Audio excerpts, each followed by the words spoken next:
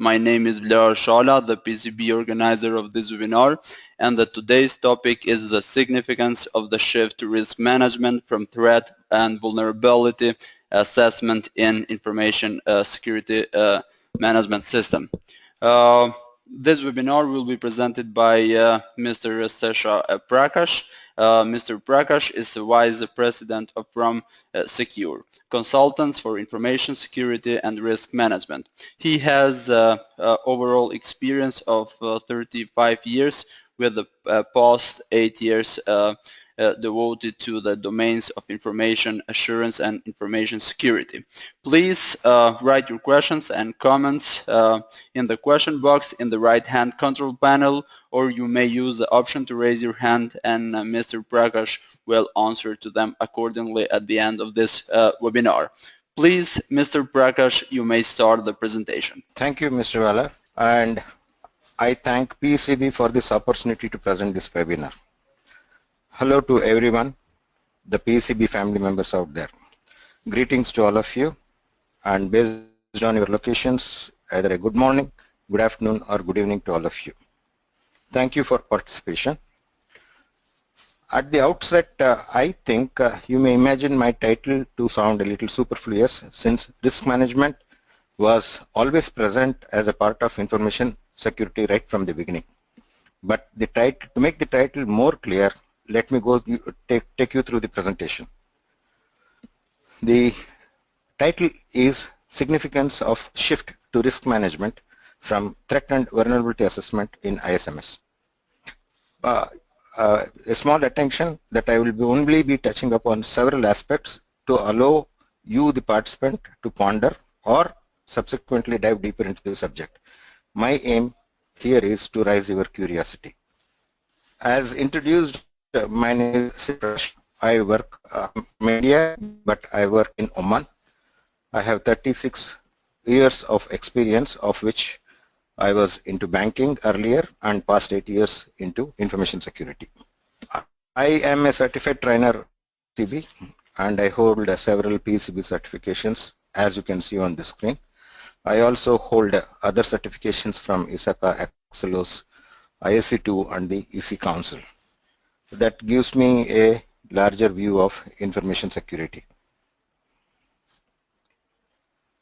I have a small disclaimer. Whatever the presentation I'm providing you here is my opinion. The other information security practitioners could differ with me, and they may also have a good reason. I neither claim to be a subject matter expert nor my observations sacrosanct. I would also like to acknowledge for many of the images or information that I have obtained from the internet, some of the authors would have been not really visible or anonymous, and I thank all of them who have been able to provide me with some information or the other. Basically, this webinar I am going to cover two things, that is how the 2013 edition of the ISMS differed from that of 2005 edition, and what is its significance for a security implementer or a risk practitioner. This is what I intend to cover. Briefly, let us go into the background of the ISMS itself.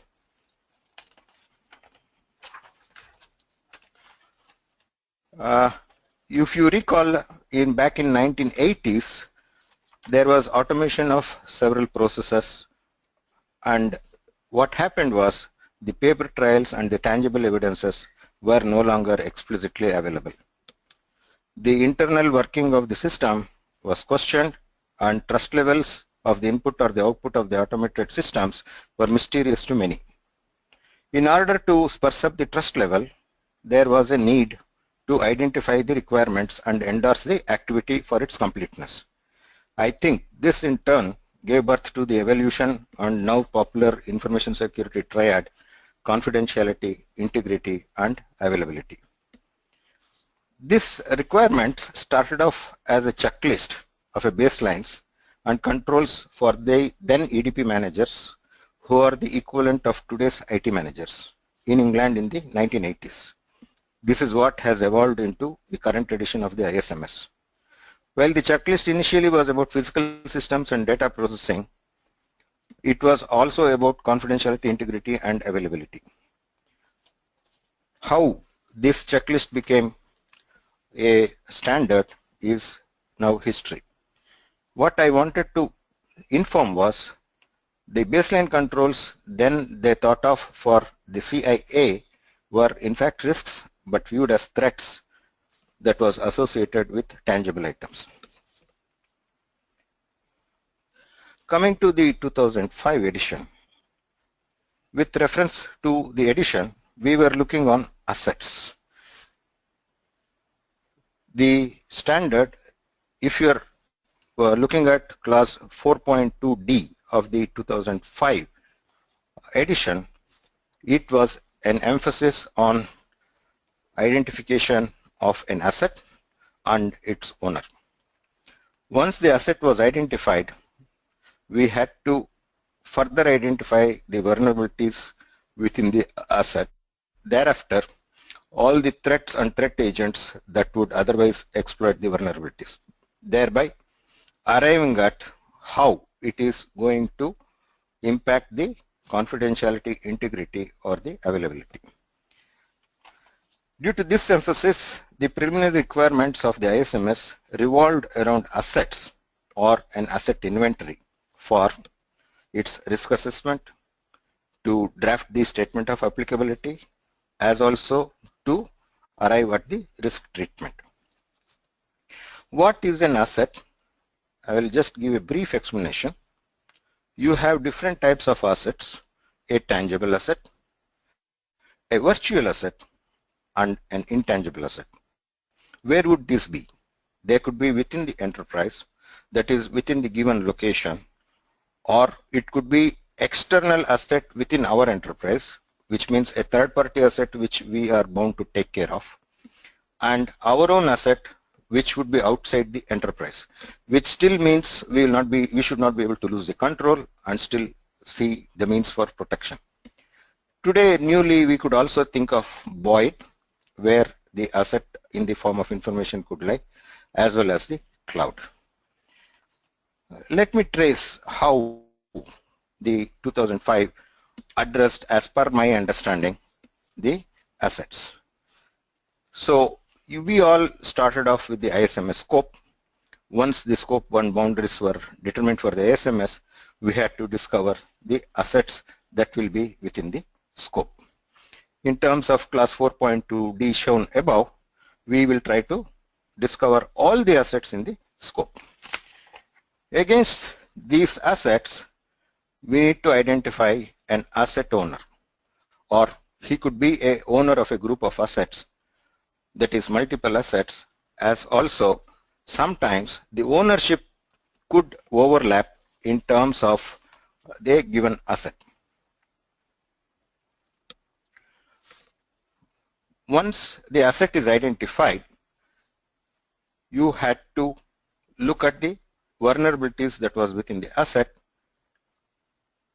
again the threats. Once you identified the vulnerabilities and threats, we were doing an exercise called as vulnerability asset pairs, or a threat matrix. This materiality of the risk came later based on the likelihood and the probability. Here, when we are looking at the pairs,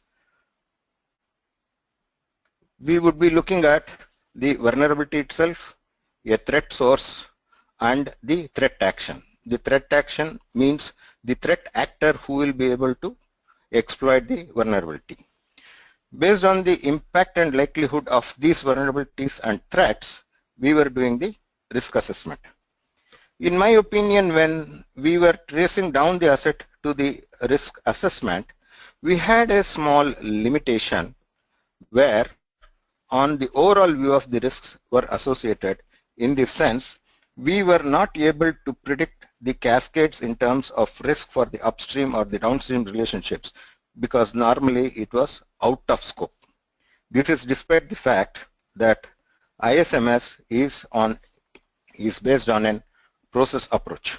Let me explain this to you further a little more in detail. you would have an asset which is in the scope of the ISMS, and you would have the asset owner. And once the asset owner, he is supposed to, what do you say, identify the vulnerabilities within the asset and also identify the threat that has to be paired with a given vulnerability. Now, is it always possible for the asset owner to do so? Maybe earlier it was possible because of very limited, okay, not limited, but very small scopes or very little number of assets. In this process, in my opinion, the asset owner may not know all the vulnerabilities, or if at all, these vulnerabilities could be limited to the asset. Again, based on from a threat perspective, the asset owner may not have been able to identify all the threats, and also he may not be able to identify cascading threats. This is because the standard was not very specific or lay any specific emphasis, but of course an experienced consultant or an implementer would have considered a business process or a cascading effect of the asset as a part of his ISMS, though it might not have been scoped earlier. Taking support of the other standards within the 27,000 family, I am looking at 27,002, the code of conduct, the code of practice, which clearly was laid the emphasis on risk management and risk management alone. Further, it went into the 133 controls of 2005, saying that how it could be practiced. Coming to the risk standard, the risk management standard 27005, the both editions of 2008 as well as 2011 did, as per class 6, which I have not mentioned on this slide, provided a very detailed risk management methodology. But if you are looking at clause 8.2, it laid a great emphasis on identification of the asset. Clause 8.2.2, clause 8.2.3 laid emphasis on the identification of the threats, and clause 8.2.5 laid emphasis on the identification of the vulnerabilities. In my opinion, again, based on these clauses, it was obvious that the earlier edition was the focus on assets and the related vulnerabilities, and from there on forward to risk assessment. I agree that at the time of its publication in 2005, it was a good start when the information security complexities were normally less complex and were able to be addressed within the boundaries of the organization. Stakeholders were easily identifiable, assets were easily invented and available. So, based upon whatever I have told you, I feel the downside of 2005 edition was of asset focus, and from there onwards to threat and vulnerability before it went into risk assessment or risk management. It lacked the emphasis on several aspects. Some of them which I have listed here are the business processes that are beyond the assets within the process, and growth of physical perimeters over a period of time for organizations.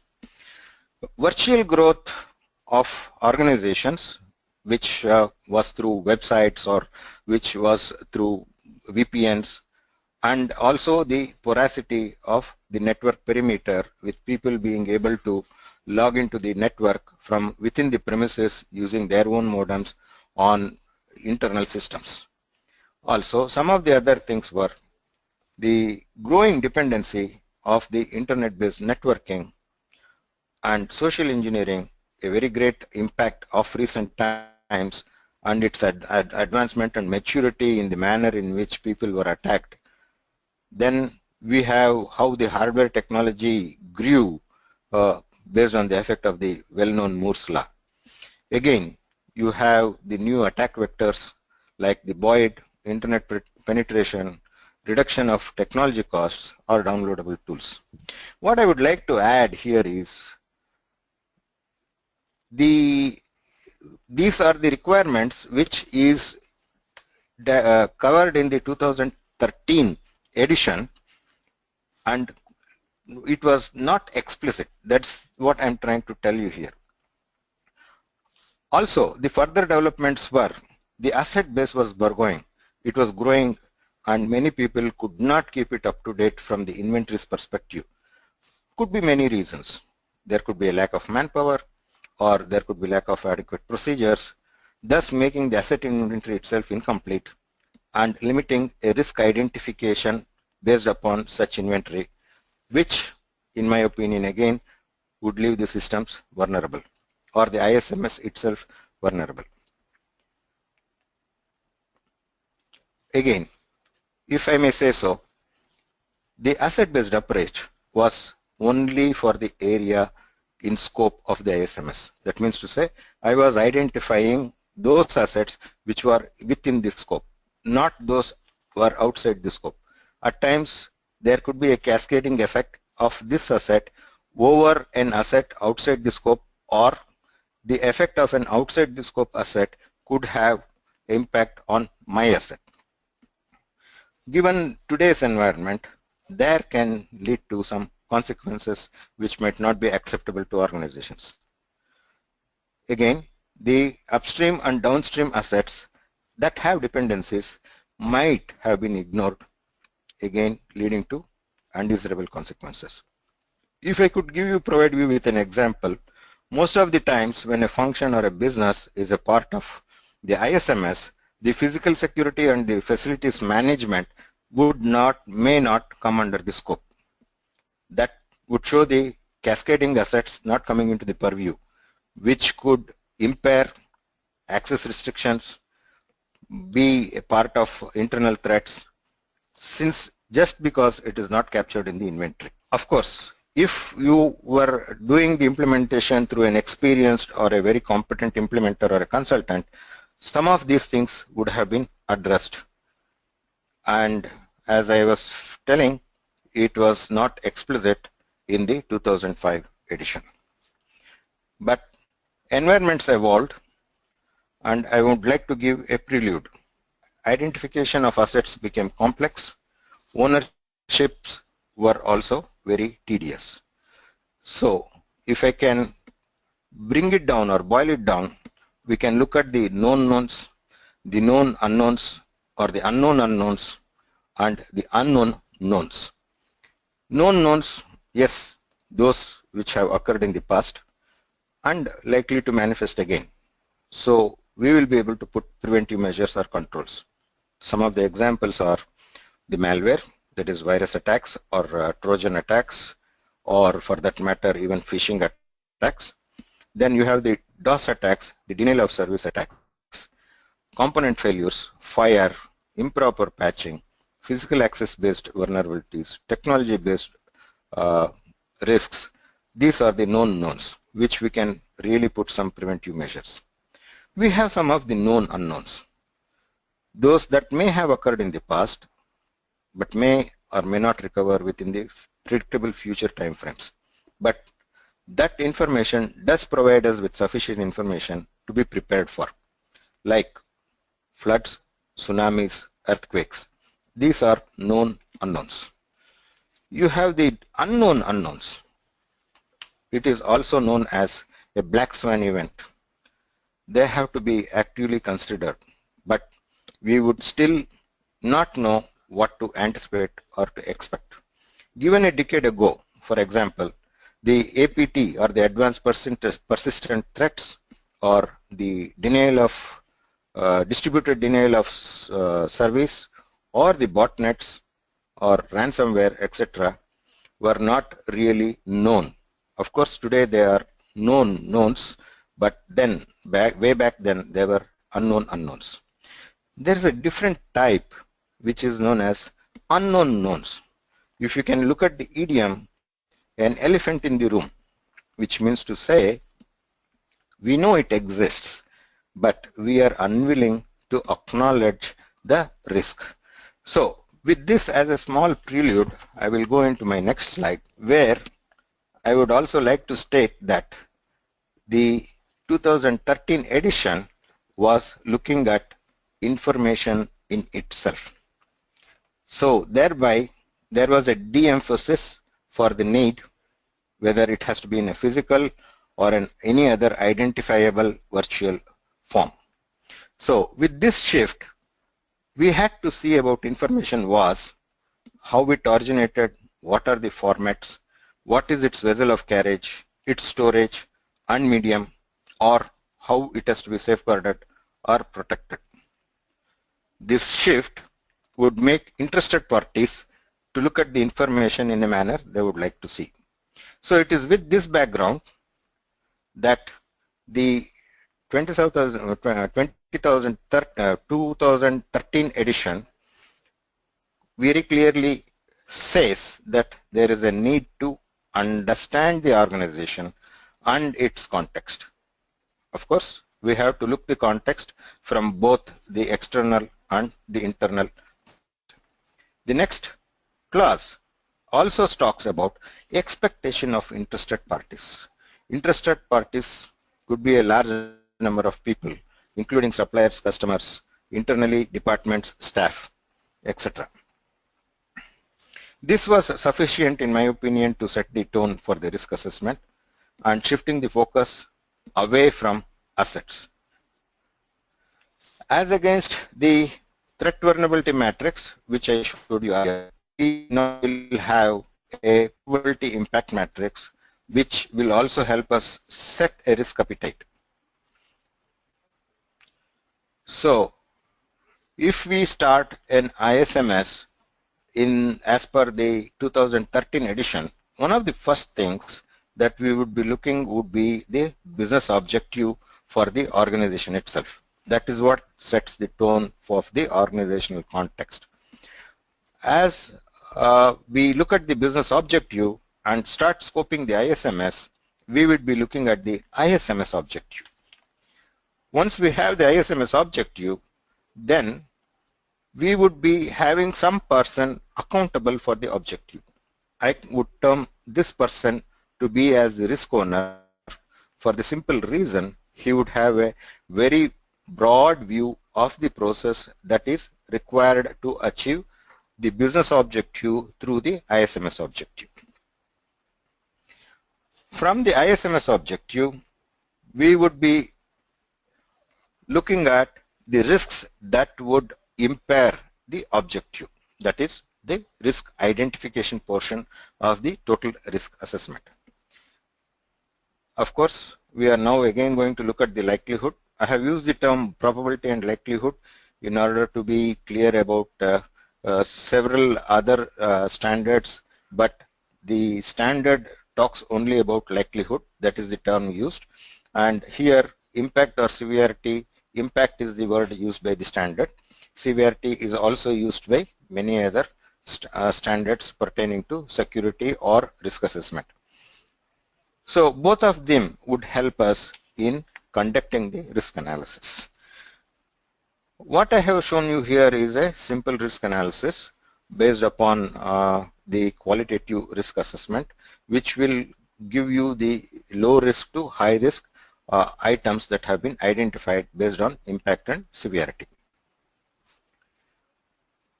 Now, once we are able to understand the low risk and the high risk items, we are going to drill it down to see which are the assets that are impacted. So there could be many assets that could be impacted, and based on this matrix of impact and likelihood, we would set an risk acceptance criteria. In this visual, you would see that the green portions, if the risk assessment would risk analysis would lead to the issues that are a part of the green, it would be remaining in the risk acceptance criteria where we need not put any additional controls. Whereas I'm not going into the treatment and other risk management parts because there have been several webinars that has been conducted. My objective is to show the difference between 2005 and 2013. So I will limit myself to just stating about the risk acceptance criteria, and based on the assets that are impacted, you would be putting in a risk treatment, and you would also be looking at the kind of control identification. You will be identifying the controls that will be required to reduce the impact of the risk based on the treatment. Okay, 2013 edition as against 2005 removed the risk framework criteria or the risk management criteria.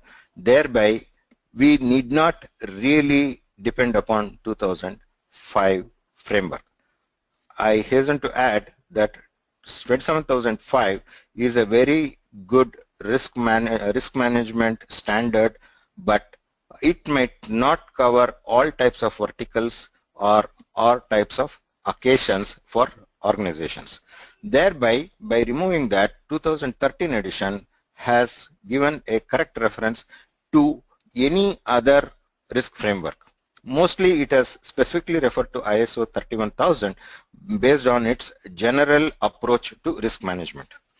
If you are looking, there are many other risk management frameworks like Meharry 2010, which I had an occasion to go through, and it also covered the risk management framework slightly away from the asset angle. By the way, I would like to state that PCB has certification courses both for 31000 ISO as well as for risk management through Meharry 2010. Again, if you are looking at 31010, which is the code of practice for risk assessment, to be read with 31000, again as a part of the PCB course, you see they have shown so many risk assessment methodologies. Now this can be used depending upon the kind of industry that is implementing the ISMS or the vertical that is implementing the ISMS. Each of them have their own advantages or disadvantages, but if we can make it common to meet the ISMS requirements, that should suffice for the risk assessment. So what does this significance mean? What is the significance of this shift? In my opinion, what has happened is the commonality of the risk management has now spread across management systems. It has increased the potential for integrated management systems to be applied across the organization. Besides, if you are looking at various management systems, this has helped in bringing a simplified language, making it common between various verticals within the organization. And security implementers can take a wholesome and an organization wide view of the controls that are going to be implemented. When it comes to risk assessments by the risk practitioners, having a risk management in like common risk management like 31000 or others, it would be possible to relate to the enterprise as a whole where possible. And it would, if taking for ISMS itself, a broader adaptation would be possible because the risk management would be seamless. You can see as per this slide, there are various management systems where the risk management can be common. What I am trying to convey can be summarized in this slide. In 2005 edition, we are starting with an asset discovery and inventory. We evaluate the asset for its CIA ratings. We try to find out the vulnerabilities and the associated threats, then conduct the risk assessment and treatment, and provide the control identification and implementation. Coming to 2013 edition, it would normally commence with the business objective and the related business process. From there, we are going to derive the ISMS objective and those processes that are related to the objective. Now, we are now going to look at the issues that affect the objectives through risk assessment and treatment. From there, we are going to arrive at those assets that are impacted. Of course, again, this will lead to the last item, control identification and implementation. What, in my opinion, is that it can, this method is more optimal so that all the assets within the scope need not necessarily be need not necessarily undergo the threat and vulnerability assessment, but from a risk perspective, only those which affect the object use can be subject to a deeper risk assessment.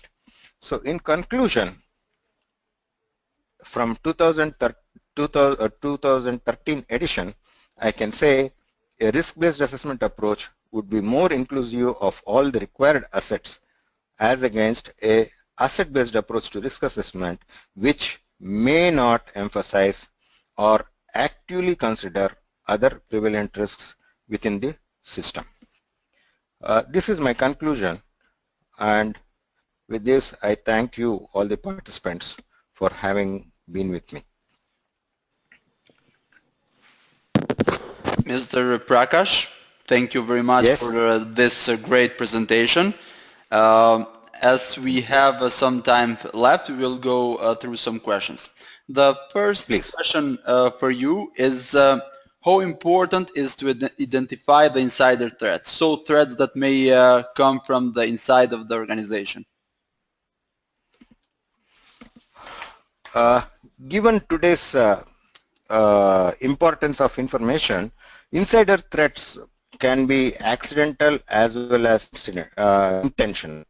If the insider is a victim of a phishing attack or a spear phishing attack, he would make the entire network vulnerable because he would have downloaded most of the malware that comes along with a phishing link, thereby giving room for the attacker to actually penetrate the network. So this is the unintentional portion of the insider threat. The intentional portion of an insider threat would be, it would be really an authorized user who really has access to various information, who would be able to download or leak that information either for gain or to meet a political agenda.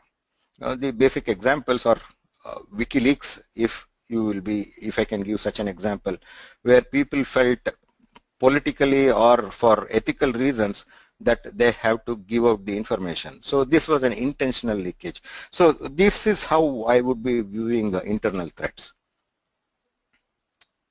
Thank you very much, Mr. Prakash.